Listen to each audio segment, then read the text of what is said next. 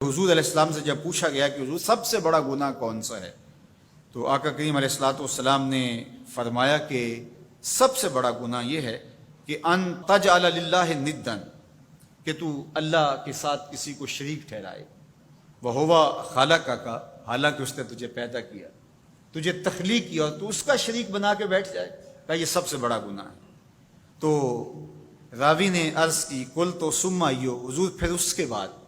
تو آقا کریم نے فرمایا ثم ان تقتل ولدک خشیۃ ان یطعم معک، تو بچے کو اس لیے قتل کر دے کہ یہ کس طرح میں اس کو پال سکوں گا، بچے کو ضائع کر دینا، اس کو قتل کر دینا۔ اللہ فرماتا ہے نحن نرزقکم وایاہم، ہم تمہیں بھی رزق دیتے ہیں ان کو بھی دیں گے۔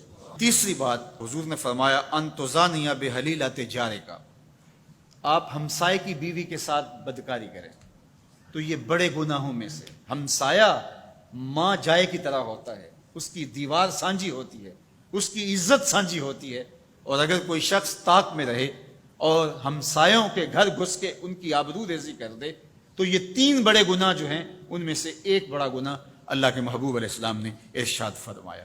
حضرت عبداللہ ابن مسعود رضی اللہ تعالی عنہ سے یہ روایت مروی ہے کہ لا احد اغیر من اللہ عز وجل، اللہ سے زیادہ کوئی غیرت مند نہیں ہے، اللہ سب سے زیادہ غیرت مند ہے، اور اس کی غیرت کا تقاضا یہ ہے وَلِذَلِكَ حَرَّمَ الْفَوَاحِشَ مَا ظَهَرَ مِنْهَا وَمَا بَطَنَ، کہ اس نے بے حیائی کو چاہے وہ پوشیدہ طور پہ کی جائے یا اعلانیہ طور پہ کی جائے اس کو پسند نہیں کیا، اور اس نے منع کر دیا اور لوگوں کو روک دیا، حرام قرار دے دیا، اس لیے کہ وہ خود غیرت مند ہے۔ غیرت مند مالک غیرت کا سبق دیتا ہے اپنی مخلوق کو۔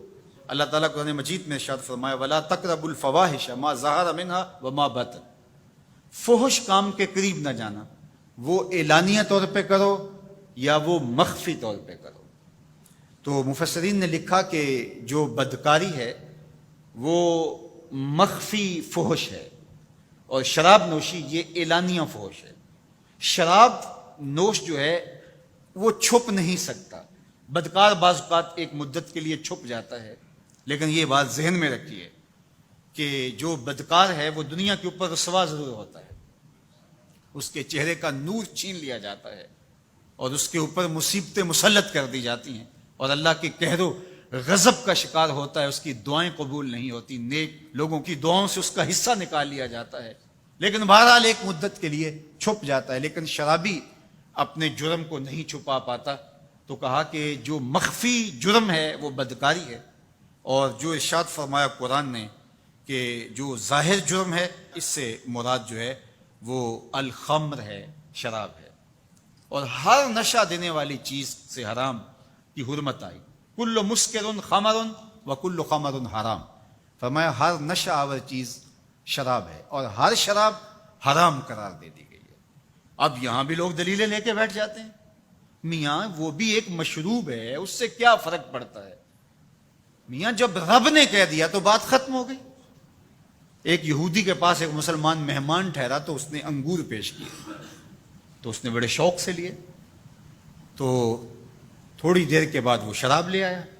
اس نے کہا استغفر اللہ، میں مسلمان ہوں، میں شراب نہیں لیتا۔ تو اس نے ہنس کے کہا یہ جو انگور آپ نے کھائے ہیں شراب اسی سے کشید ہوتی ہے۔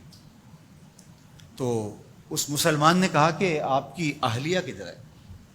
تو اپنی اہلیہ کو بلا لایا، تو کہا آپ کی کوئی اولاد بھی ہے؟ کہا ہاں میری بیٹی ہے، اس کو بھی بلا لاؤ۔ تو اس کو بھی بلا لایا۔ جب دونوں آ کھڑی ہوئی تو کہا کہ یہ حلال ہے تیرے لیے اور یہ بیٹی اسی کی ہے، اور یہ حلال نہیں ہے۔ تو جب اس یہودی نے یہ بات سنی فقال اشہد ان لا الہ الا اللہ وحدہ لا شریک لہ واشہد ان محمدا عبدہ ورسولہ۔ کہا اتنی خوبصورت دلیل، اتنی خوبصورت دلیل۔ کہا انگور سے شراب نکلی ہے تو شراب حرام کیوں، انگور حلال کیوں؟ تو کہا مجھے یہ بتاؤ کہ تمہاری بیوی تمہارے لیے حلال ہے، تمہاری بیٹی تمہارے لیے حرام کیوں؟ کہا بات سمجھ میں آ گئی۔ تو میرے رب نے بعض کا تو اس کی حکمتیں ہمارے علم میں نہیں ہوتی، اور حکمت نہ جاننے کی وجہ سے ہم کہتے ہیں کہ یار یہ بات سمجھ میں نہیں آتی۔ یہی تو ہمیں بتایا گیا کہ جو سمجھ میں آئے اس کو بھی ماننا ہے، جو نہیں سمجھ میں آئے اس کو بھی ماننا ہے۔ ہم جنت کو مانتے ہیں نا، دیکھا ہے، یا رب کو مانتے ہیں، دیکھا ہے، وہ سمجھ میں آتا ہے، تو دل میں تو آتا ہے، سمجھ میں نہیں آتا، میں جان گیا بس تیری پہچان یہی۔